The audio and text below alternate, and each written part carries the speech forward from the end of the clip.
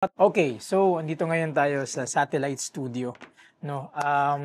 It's 2025 and kung di ko alam kung meron pang nagwo-work from home ngayon or kung meron pang nagtatrabaho sa bahay, hindi ko alam, no? Pero I'm assuming na meron pa din kasi nga when we had the pandemic, parang natuto yung mga tao na kaya naman palang mag-work from home. But in any case, no, parang it's 2025, I always encourage people to have their own workspace sa bahay nila. So kahit anong ginagawa nyo, kahit anong line of work yung ginagawa nyo, lagi kong in-encourage at pinupush yung mga tao na magkaroon ng designated place sa bahay nila hanggat maaari na magkaroon ng parang doon ka pwedeng magtrabaho, gumawa ng mga sideline mo and whatsoever. Parang home office kumbaga, or sa iba tinatawag nila tong game room. But in my case personally, meron akong office talaga sa bahay kasi I'm a full-time content creator. Mag-iisang taon na pala akong full-time content creator, and yeah, siguro it's for another video, no, ikwento ko yung journey ko about it. Pero dahil nga full-time content creator ako, meron akong designated home office. And sa dinami-dami ng dapat meron ka sa iyong home office, may isang bagay na dapat hindi mawawala. Bukod sa mga basic, no, ilaw, computers, whatsoever, dapat hindi ka mawawalan ng magandang upuan.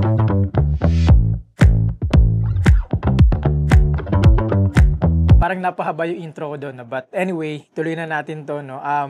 Today sa video na to, meron akong i-share sa inyo na bago kong nakuha for my home office. By the way, this is not the usual home office. Ito yung tinatawag natin na satellite studio, no? Ito yung office natin sa dati nating bahay. Kung matagal na kayo naka-follow, no, siguro familiar sa inyo yung artwork na nasa likuran, no, yung frames na yung New York, yan yung dati pa natin. So nandito tayo sa lumang bahay natin, and dahil nga madalas din tayo dito, naggawa nga ako ng ng office pa rin dito. Nag-set up ako ng ilaw and whatsoever dito para kapag kailangan ko mag-shoot tulad ngayon. And like I said, yung pinakabagong additional ko dito sa kwarto na to is yung upuan na gamit natin yun. Ito siya, yung Muso H80. Isa to sa mga bagay, yung upuan, isa siya sa mga bagay na dapat hindi mawala sa isang opisina. And if you're on the fence, no, looking for the best budget upuan na pwede nyong bilhin, na pwede nyong i-consider para sa mga office nyo kung wala pa kayo, ito na yun. O kaya naman meron na kayo pero gusto nyong mag-upgrade ng mas komportable, mas matibay, mas maporma, baka pwedeng ito na rin yun. So umpisa na natin, no. I-share ko sa inyo kung ano yung experience ko so far sa Muso H80. It's actually an ergonomic chair, no? Hindi siya under the gaming chair ng Muso. Nakuha ko pala siya last January, parang November pa nga tayo, no? Basta last year pa siya, towards end of last year. Kaya lang nabusy nga tayo kasi ang daming holidays na dumaan, Christmas, New Year. Again, Happy New Year, Merry Christmas and Happy New Year pala sa lahat, na medyo late na yung bati ko na yun. But yeah, hindi ko siya nagawa kasi naging busy tayo. So, enough lang din para na-experience ko muna siya bago ako mag-share sa inyo ng thoughts ko about it. By the way, no, quick disclaimer, no, pinadala sa atin to ni Muso para i-review, para gamitin natin at para magkaroon tayo ng upuan sa opisina ko na to. Kasi prior dumating to, wala tayong decent na upuan. Meron akong drum chair dito pero hindi talaga siya like for this kinds of things. Pero hindi nila ako binayaran, hindi nila ako inutusan kung ano yung dapat kong sabihin. So yeah, this will be unbiased and honest thoughts lang. Okay, so dami ko nang nasabi. Let's start with the unboxing. As usual, napakalaking box na dumating nitong upuan na to, and nagpatulong ako sa mga kasama ko dito para maiakyat siya sa kwarto na to kasi medyo mabigat and malaki nga siya. Pero yung setup niya mismo, sobrang bilis ko lang siyang ginawa. So parang wala pa atang 45 minutes, no? Chill pa ako nun kasi nag-video pa nga ako nun, nag-set pa ako ng mga camera. So hindi siya ganun kahirap, and that's a plus actually, no? Parang pangalawa ko na tong upuan from Muso, and so far even yung una nila na gaming chair yung una eh. Kung hindi niyo pa napanood yun, meron ako sa channel ko, panoorin niyo yun after this video. But yeah, that one and this one, itong bago na to, yung H80, hindi ako nahirapan na i-set up siya. Kompleto naman siya ng mga gamit, ng mga tools para ma-set up mo siya. So kung wala kang mga basic tools sa bahay nyo, tapos bumili ka nito, don't worry, ma-set up mo po niya siya with no hassle at all.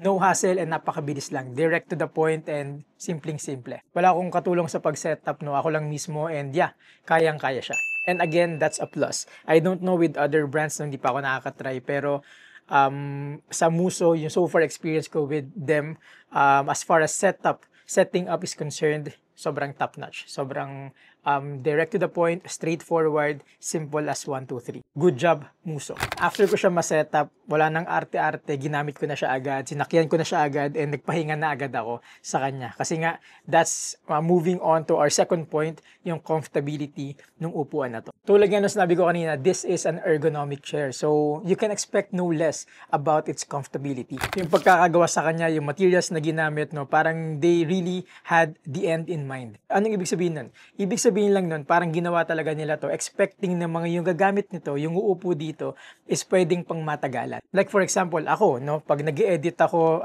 matagalang edits, parang expected na nakaupo ka ng matagal. And so far, again, sobrang komportable ng Muso H80 chair na to. Personally, gusto ko yung materials na ginamit sa kanya na mesh type, meaning to say meron tamang circulation ng hangin, no, kapag nakasandal ka tsaka kapag nakaupo ka. Hindi tulad ng iba na solid, no, yung parang walang hingahan. Ito talagang lagpasan yung hangin, breathable, kumbaga yun yung nakalagay sa description niya mismo. And true enough, no, kahit matagal ako nakaupo dito, hindi mo ma-feel yung parang pawis na yung likod mo, yung parang alam mo yun, talagang lapat na lapat ka sa pader, parang ganun yung feeling. And sadly, may mga upuan na ganun, yung parang pag nakasandal ka, feeling mo matutuyuan ka ng pawis or something like that. Dito, hindi siya problema dahil nga sa mesh type material na ginamit sa kanya. Ang naging worry ko lang dahil nga mesh type siya, no, baka lang hindi siya masyadong matibay kasi nga parang see-through kita mo yung kabila Pero hindi naman, matibay naman siya so far.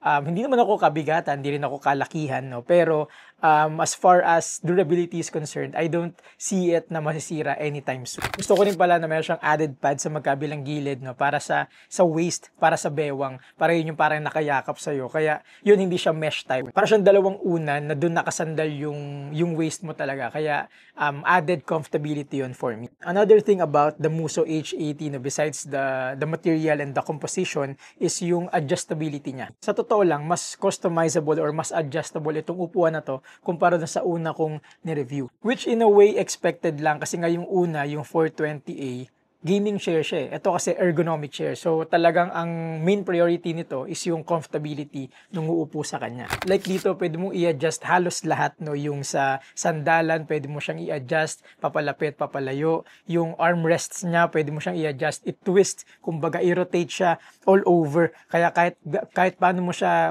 gustong gamitin, pwede. Kung gusto mo nang wala ka talagang nadadaling armrest dito, like ngayon, pwede mo siyang ilagay halos talagang italikod sa'yo. Lagay mo siya sa gilid para talagang free yung balikat mo, yung braso mo, no? Parang ganito. Kasi minsan, gusto ko rin naman na nakaganyan siya. Yan. Pwedeng ganyan din. Pero may mga times na kuwari, nagigitara ka, gusto mo walang nakaharang dyan.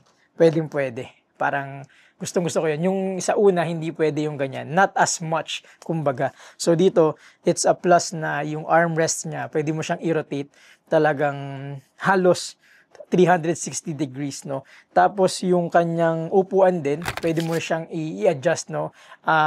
I-adjust siya accordingly kung paano mo siya, kung paano yung best for you. Even yung headrest na, pwede mo siyang i-adjust, i-tilt, itaas, i-angle, depende kung gaano ka katangkad at depende kung gaano mo siya gusto gamitin. For reference, yung height ko is 5'4", so feeling ko nga mataas pa nga to sa akin, malaki pa siya sa akin. So, pwede ko siya i-adjust accordingly para komportable siya, tsaka hindi siya alangan para sa height na katulad ko. And ito basic naman to, no, hindi lang siya yung meron nito, na pwede mo siyang i-recline din. So kapag tapos ka na mag-edit or whatsoever, pwede mo siyang i-recline tapos magpahinga ka na talaga maghapon. In addition, no, dito ako pinaka-excited personally kasi ito yung wala sa una na pwede mong ilabas yung kanyang leg rest, no. Naka-tuck in lang siya sa loob, na kapag gagamitin mo na siya, hilahin mo lang siya, i-unfold mo lang siya. Tapos pwede ka nang talagang parang naka-lazy boy. Pwede ka nang naka-stretch talaga whole body. And believe me, sobrang komportable niya kapag ginawa mo yun. How I wish lang padded din yung leg rest, no? Pero okay lang kasi nga parang yun yung naisip ko naman doon, pag padded siya, kapag madumi yung paa mo, which is usually the case na mas madumi yung paa natin, parang madudumihan siya, tapos mahirap siyang linisin. Unlike ngayon na plastic lang siya, hindi maganda naman yung pagkakahulma niya, no, hindi siya parang edgy or makanto, kaya hindi siya masakit sa binte. Kaya komportable pa rin naman siya. Pero kung may option na padded siya, baka mas okay. Opinion ko lang naman yun. To be honest, ako even after long hours of editing, no, of working na nakupo ako dito, even after that, nag-stay pa rin ako dito. As in, humihiga pa rin ako dito. May mga times, maraming times na nakakatulog ako dito sa upuan na to kasi ganun siya kakomportable. At lastly, yung look niya. Para sa mga content creators na kagaya ko, nagmamatter lagi yung aesthetic. Hindi ko alam sa inyo, no, pero baka sa inyo hindi importante yun. Pero sa akin, importante siya na sobrang ganda ng kwarto mo, sobrang ginandahan mo yung computer mo, yung desk mo, yung ilaw mo, yung lighting, whatsoever.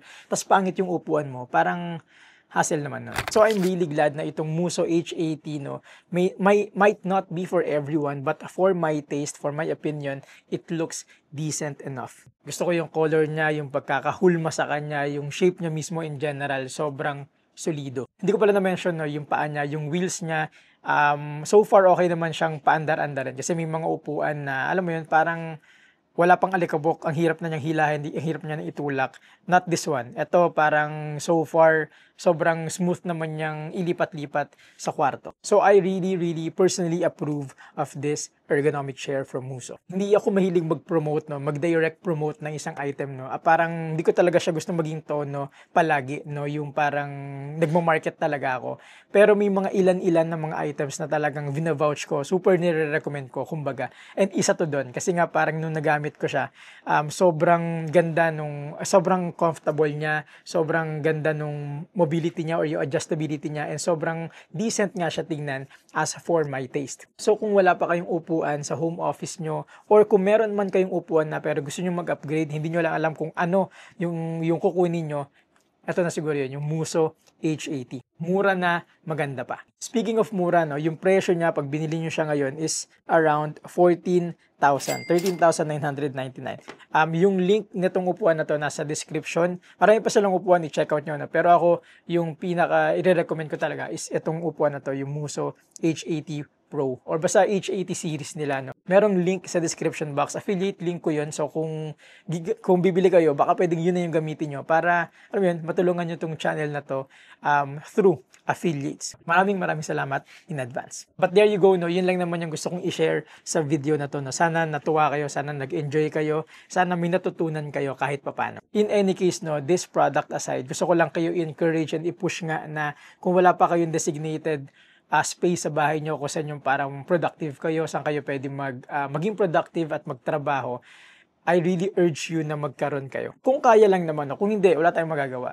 Pero yeah, kung kaya, mag-designate kayo kasi iba yung magagawa niyang productivity, iba yung sipag na mabibigay niya sa'yo kapag maganda yung space na ginagalawan nyo. And kapag meron na kayong space, mag-invest din kayo sa mga ilalagay nyong gamit dun sa space na yun. Kasi like I said, lagi ko sinasabi, a clear workspace, a good workspace really inspires you a lot. And kapag inspirado yung isang tao, limitless yung kaya niyang gawin. Okay ba yan? So yun lang naman, no, for this video. Maraming salamat sa panonood. Sana nag-enjoy kayo. Salamat sa pagtapos ng video na to. Again, salamat din sa Muso for sending this chair. Sana hindi po ito yung huli, no? Kung meron pa silang magiging mas bago pa in the future, sana magkaroon din tayo. Kasi dalawa na nga yung ginagamit ko sa kanila and so far, sobrang satisfied ako, especially on this one. So yeah, maraming salamat. Kung meron kayong mga tanong, pwede kayong mag-comment sa baba. Share nyo tong video na to. Yung link, gamitin nyo kung bibili kayo, no? And yeah, kung meron pa kayong questions, pwede nyo ako i-message sa Instagram. Doon ako pinaka-active. Yung link din ng profile ko is nasa description box. So yeah, usap din tayo doon, no? Follow nyo din ako doon. But in any case, yun na muna for now. See you in the next video.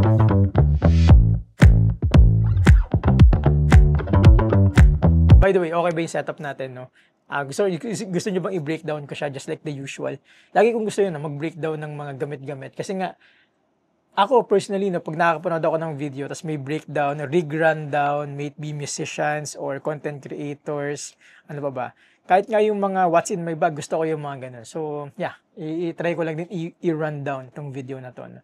Yung gamit ko ngayon is Sony a7 IV, Sony 24-70 G Master 2, tapos DJI Mic Mini. For the lights, this is Amaran 300C with softbox. Tapos 150C para mailawan yung New York sa likod ko. Tapos dalawang PT 4Cs sa magkabilang gilid para magkaroon ako ng flavor. Tapos yun, yung desk natin dito, hindi ko lang kung saan galing to. Parang binigay lang sa akin to. But yeah, okay naman yung kulay niya.